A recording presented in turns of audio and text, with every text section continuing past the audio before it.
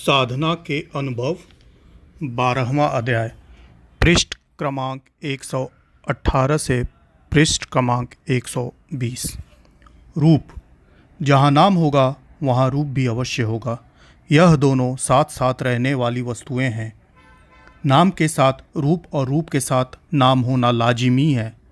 संसार का प्रत्येक पदार्थ नाम और रूप लिए हुए है। यहाँ की कोई भी वस्तु इनसे खाली नहीं है। फिर ब्रह्म ही कैसे हो सकता है? वास्तव में आत्मा अरूप थी, परंतु माया के कारोबार करने के लिए उसे भी रूप धारण करना पड़ा। माया तो जड़ थी, बिना चैतन्य के साथ लिए वह कर भी क्या सकती थी। इसलिए ब्रह्म को अपनी इसी अवस्था से उतर के नीचे आना पड़ा और मायावी वस्त्र धारण करने पड़े। माया और ब्रह्म के समागम से प्रथम स्वरूप कैसे बना, इसका भी थोड़ा विवरण सुन लीजिए। परमाणु चल रहे थे, आपस में रगड़ खा रहे थे। इस रगड़ से अग्नि उत्पन्न कर दी और सब जलने लगे। इस अग्नि से एक प्रकार का तेज निकलने लगा जो स्वर्णमयी था। चारों ओर सुनहरे रंग का दिव्य प्रकाश छा गया था। यही तेज उसका रूप माना गया, क्योंकि दिखने वाली वस्तुओं में सबसे प्रथम यह दृष्टिगोचर हुआ। वेदों ने माया की इसी अवस्था का नाम हिरण्यगर्भ रखा, क्योंकि इस समय प्रकृति का अंडा अपने उदर में जगत के सारे पदार्थों को गर्भ में रखे हुए सुवर्ण की तरह चमक रहा था। बस प्रणव का मुख्य नाम हुआ और दिव्य तेज उसका मुख्य रूप हुआ। इस तरह नाम और रूप दोनों प्रकट हुए। यह प्रकृति की अविकृत्य अवस्था कहलाई। आगे वक्त अवस्था आई। इन्हीं नाम और रूप के अनेक भेद हो गए। पृथ्वी, चांद, सितारे, सूर्य, देव, मनुष्य, पशु पक्षी इत्यादि सारे दृश्य पदार्थ इनसे बनाए गए और उन सबके रूप व नाम अलग अलग रखे गए, परंतु वह प्रथम शब्द प्रणव और प्रथम रूप तेज इन सब में व्यापक रहा। ऐसा देखा जाता है कि जब किसी मनुष्य को पुकारते हैं तब पहले ओ उच्चारण करते हैं, पीछे उसका नाम लेते हैं। इसका कारण यही है कि प्रत्येक प्राणी शरीर और आत्मा से मिल के बनते हैं, इसलिए ओ उनकी आत्मा को संकेत किया जाता है और पीछे जो शरीर का नाम है वह लिया जाता है। बस इस धूर शब्द प्रणव को आधार बनाकर चढ़ाई करना है और उस शब्द को प्रत्यक्ष साक्षात कर लेना है, प्रणव उपासना कहलाती है। आगे इसकी विधि बताते हैं। मनुष्य शरीर में यह जीवन देने वाला धक्का प्रणव प्रत्येक प्राणी के शरीर को मिलता है और इसी के सहारे वह जिंदा रहता है। मनुष्य शरीर में भी रहता है।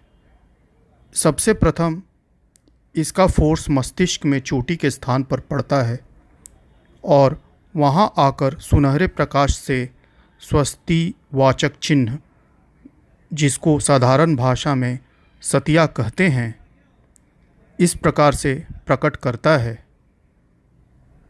इसके बनते ही ओम की गुंजार वहाँ से निकलने लगती है, जो अति सूक्ष्म होती है। योग में निपुण मनुष्य उसे सुन सकता है। पीछे कारण, सूक्ष्म और स्थूल मंडलों की रचना करती हुई यह आवाज़ नीचे उतरती आती है और नस नस और रोम रोम में व्यापक हो शब्द प्रकट करती है। उसका यह कार्य जीवन पर्यंत शरीर में प्रतिपल जारी रहता है, मरण उपरांत बंद हो जाता है।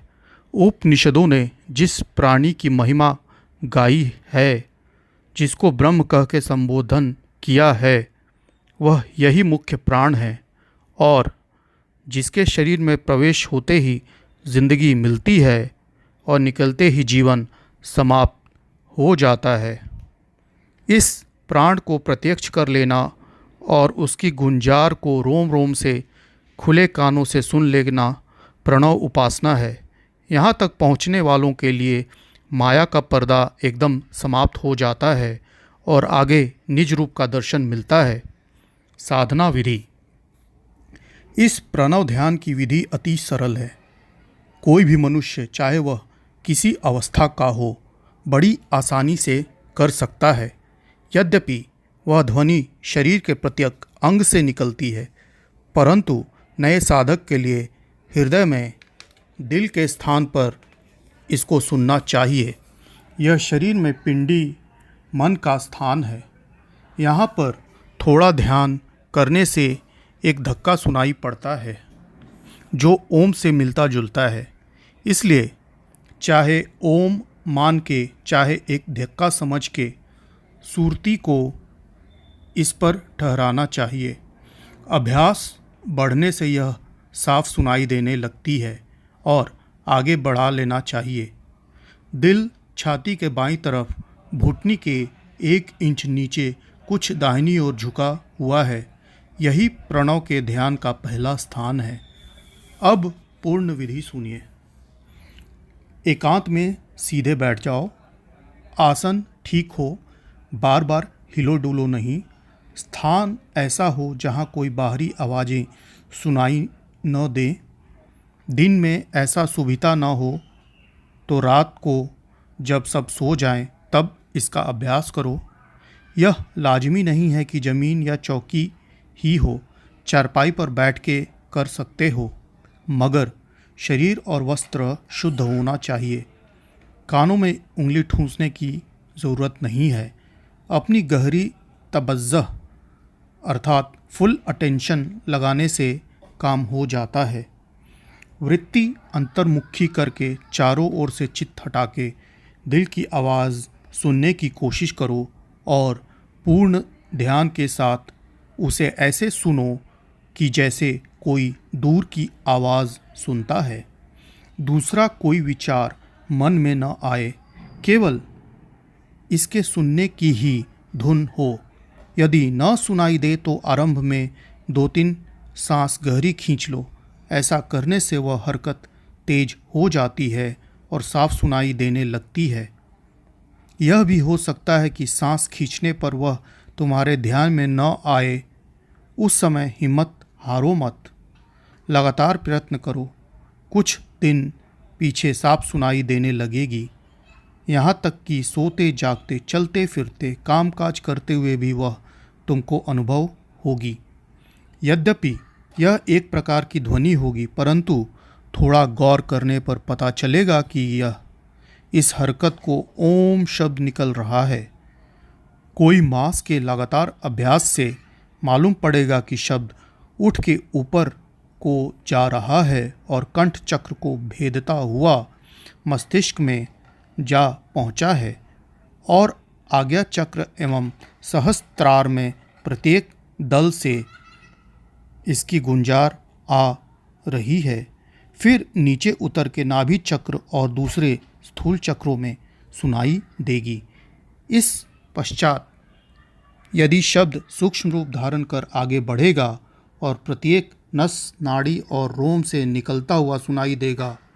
इस साधन को करते हुए साधकों को अनेक प्रकार के प्रकाश भी दृष्टिगोचर होते हैं जो चक्रों और तत्वों के प्रकाश हैं, परंतु किसी किसी को नहीं भी हो सकते। यह संस्कारों की बात है।